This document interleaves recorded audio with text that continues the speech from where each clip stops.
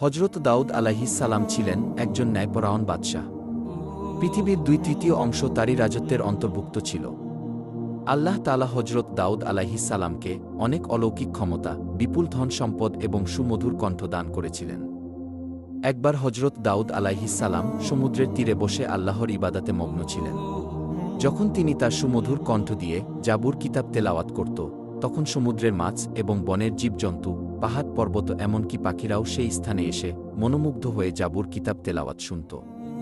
হজরত দাউদ আলাইহিস সালামের সুমধুর কণ্ঠের তেলাওয়াতের আওয়াজ 40 মাইল পর্যন্ত পৌঁছাত। সেই যুগে সমুদ্র তীরবর্তী স্থানে একদল বনি ইসরায়েলের লোক বসবাস করত। তাদের পেশা ছিল মাছ ধরা। তারা সমুদ্র থেকে প্রতিদিন মাছ ধরে জীবিকা নির্বাহ করত।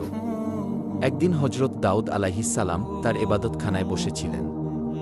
তখন আল্লাহ রব্বুল আলামিন এক গায়েবী আওয়াজের মাধ্যমে তাকে জানিয়ে দিলেন, হে দাউদ, তুমি তোমার উম্মতকে বলে দিও, তারা যেন শনিবার দিন ব্যবসা বাণিজ্য বন্ধ করে আল্লাহর এবাদত করে এবং মাছ ধরা থেকে বিরত থাকে।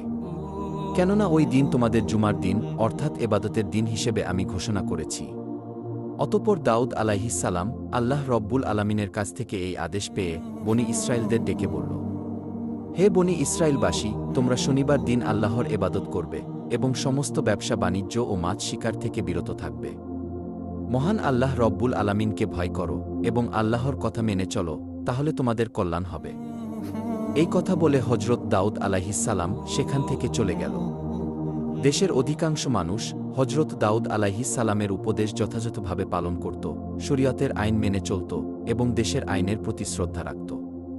কিন্তু সমুদ্রের তীরবর্তী স্থানের একদল বনি ইসরায়েলের লোক, তারা প্রথম দিকে শরীয়তের আইন মেনে চলত, কিন্তু পরবর্তীকালে বিভিন্ন চালাকি পন্থা অবলম্বন করল। শনিবার দিন আল্লাহর এবাদত করার জন্য সবাই দলে দলে চলে গেল। কিন্তু বনি ইসরায়েলের কিছু সংখ্যক লোক এবাদতখানায় না গিয়ে লুকিয়ে লুকিয়ে সমুদ্রের তীরে গিয়ে হাজির হল। তারা দেখল শনিবার দিন সমুদ্রের তীরে প্রচুর পরিমাণে মাছ এসে আপনা আপনি ডাঙায় উঠে পড়েছে।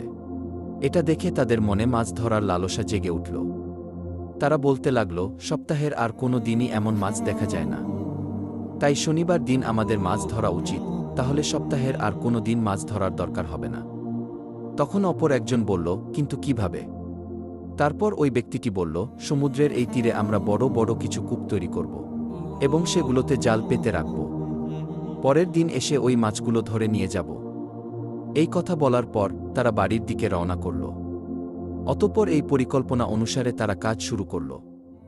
আল্লাহর আইন অমান্য করে তারা এভাবেই মাছ ধরতে লাগল। তারা দেখল আল্লাহর পক্ষ থেকে কোনো বিপদ আসেনি, তাই